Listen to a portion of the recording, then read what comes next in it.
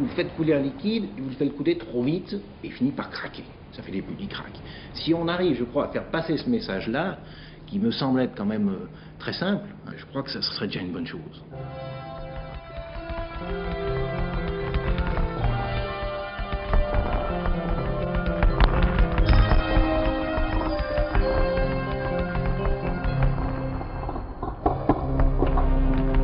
C'est un mauvais phénomène puisque ça limite les performances des machines, ça limite les performances des pompes, des turbines, des hélices de navires, des hélices de sous-marins. La cavitation, c'est quelque chose à combattre, en tout cas à connaître afin de pouvoir limiter ses effets. Alors ces effets, c'est quoi? Les premières manifestations qu'on perçoit, c'est des manifestations sonores, c'est du bruit, c'est des vibrations aussi.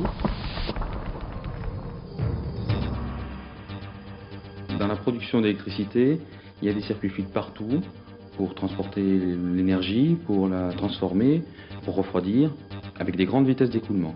Et donc la cavitation apparaît dans de nombreux composants. Quand elle fait des dégâts, ça induit des coûts de réparation, des remplacements de pièces. Alors on peut dire que les chantiers navals civils sont préoccupés par deux conséquences principales de la cavitation. Il s'agit des vibrations qui compromettent le confort des passagers, et puis il s'agit aussi des pertes de performance qui compromettent, elles, la consommation de carburant et puis éventuellement l'environnement. Pour la marine militaire, le bruit généré par la cavitation est inadmissible, puisque ce bruit nuit à la discrétion des bâtiments et principalement à celle des sous-marins, qui pour des raisons évidentes doivent rester indétectables. Bon, il faut savoir que quand un fluide en mouvement rencontre un obstacle, il doit le contourner. Ce contournement s'accompagne d'une accélération du fluide et donc d'une dépression. Donc dans cette zone de dépression au cœur du fluide vont se développer des structures de vapeur qui vont grossir. C'est ce phénomène qu'on appelle la cavitation. En quittant la zone de dépression, ces structures vont s'effondrer sur elles-mêmes, vont imploser. Schématiquement, on peut dire que cette implosion provoque les conséquences néfastes de la cavitation, à savoir le bruit en premier lieu, les vibrations, et lorsque cette implosion se produit près d'une paroi, également l'érosion.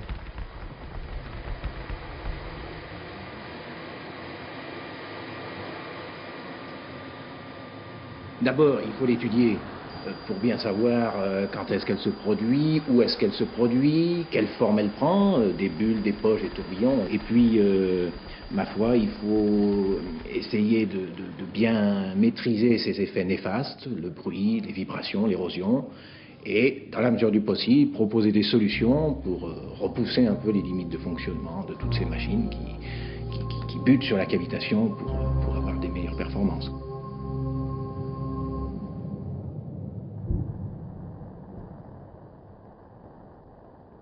Ça nous a amené à nous poser des questions sur d'abord la mécanique des fluides, puis sur les problèmes de transposition entre modèles et prototypes. Alors le premier moyen, c'est d'utiliser les similitudes hydrodynamiques et donc de faire des essais sur des modèles réduits, essais qui sont transposables à diverses échelles. Sur les modèles se développe une cavitation similaire à celle qu'on aura sur le prototype. Les implosions et l'agressivité due à cette cavitation peut être aussi transposée au prototype. C'est quand même ça un petit peu l'objectif. On fait un certain nombre d'essais, on obtient un certain nombre de résultats, et l'objectif est de pouvoir se passer des essais pour faire une prévision par le calcul simple, une prévision des conditions de naissance de la cavitation de développement. Donc il y a aussi des gens qui, à côté des expérimentateurs, ont un travail de modélisation numérique. Une journée, c'est d'abord monter auprès des manips, monter sur le plan du tunnel, faire un peu le point de ce qu'on a fait hier, des mesures d'anémométrie laser qu'on a pu faire, des visualisations qu'on a pu faire, et puis de voir donc les points qui restent encore dans l'ombre, les points qu'on n'a pas encore très bien compris, les points à approfondir, et puis on met en route le tunnel, on règle les paramètres de fonctionnement, la vitesse, l'incidence, et puis on fait une nouvelle campagne d'essai. Du tourbillon, il y a le tourbillon marginal, mais c'est encore pas tellement ça, c'est des tourbillons plutôt dans les sillages, on voit des petites mèches des petits filaments tourbillonnaires, et ça, on sait très mal comment se comportent ces structures-là. Donc c'est pour ça qu'on a construit une petite manip qui permet de créer un seul tourbillon, dont on maîtrise bien la taille, la longueur, dont on maîtrise bien les conditions d'implosion. Bon, c'est une manip à caractère fondamental, mais dont le but est justement de voir les dégâts que ça va causer.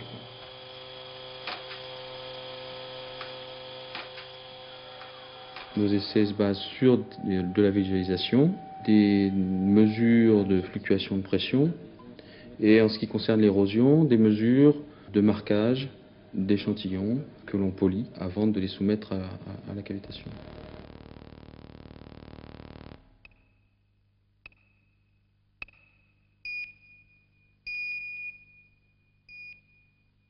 En fait, les matériaux n'ont pas tous la même résistance face à la cavitation. Et pour les classifier, on utilise une installation qui permet de reproduire de la cavitation de manière très localisée et d'assurer que l'implosion de cette cavitation aura bien lieu sur une petite éprouvette.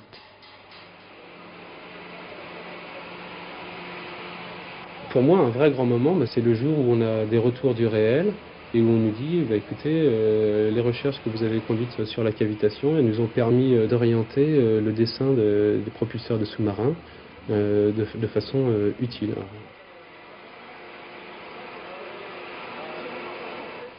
Mais tout le problème est de savoir qu'est-ce qu'on peut tolérer comme cavitation. Où est-ce qu'il faut s'arrêter?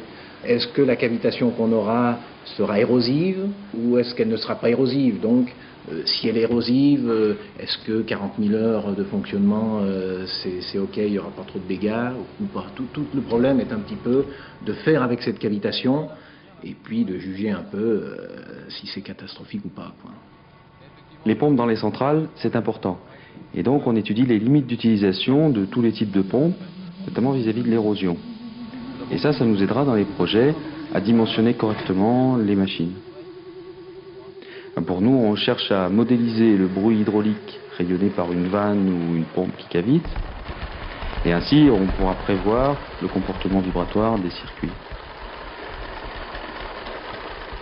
Alors, ce qu'on cherche, c'est à bien comprendre le phénomène pour maîtriser ses effets et savoir fixer le niveau de cavitation qu'on peut accepter, qui sera à l'optimum économique.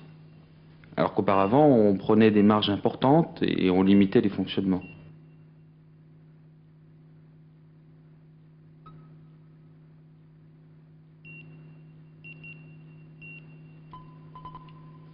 Alors pour les turbines hydrauliques, c'est la cavitation qui va fixer l'enfoncement de l'implantation de la machine. Et donc ça joue directement sur les coûts de génie civil de la centrale.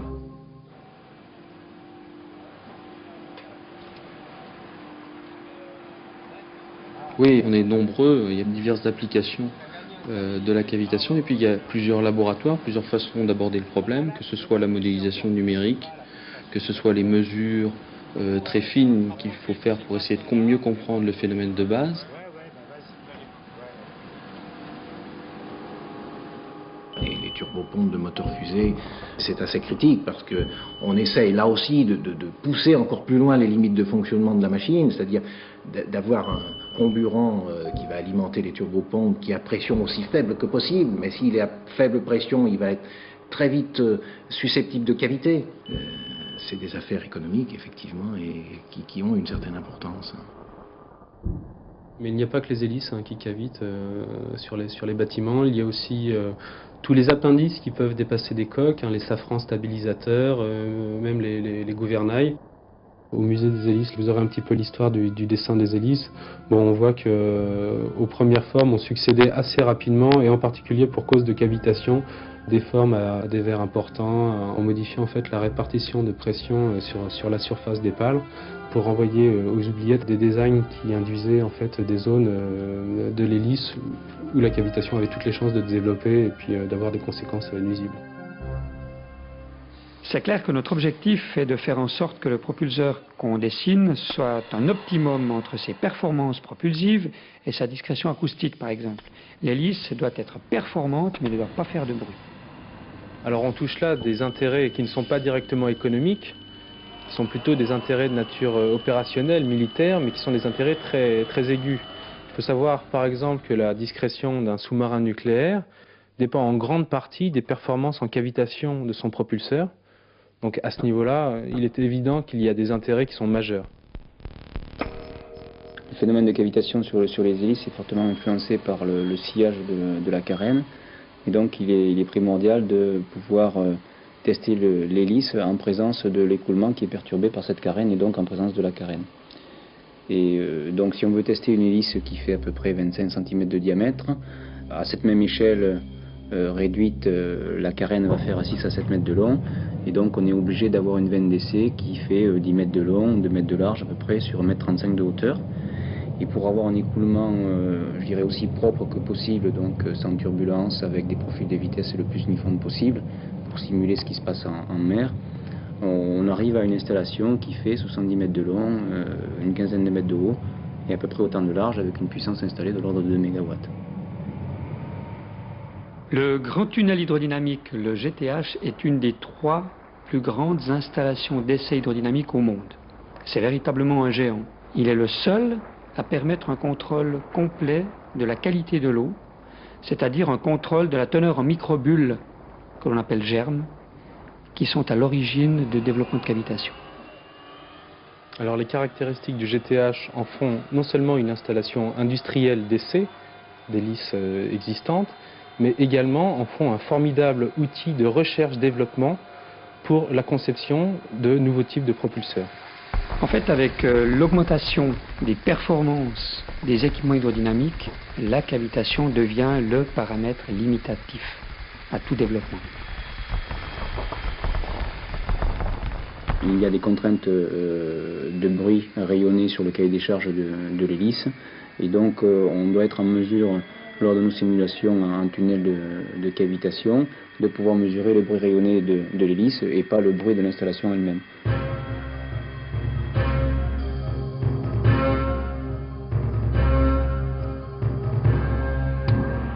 Aujourd'hui, on sait que la cavitation est un phénomène incontournable. Mais par contre, on sait également gérer les développements de cavitation. On sait de quelle manière on peut la tolérer. La cavitation, ce n'est pas une découverte, mais vu les impératifs économiques d'aujourd'hui, on est obligé d'aller chercher, vraiment comprendre les phénomènes de base pour pouvoir la maîtriser, pour pouvoir vivre avec sans ces effets néfastes.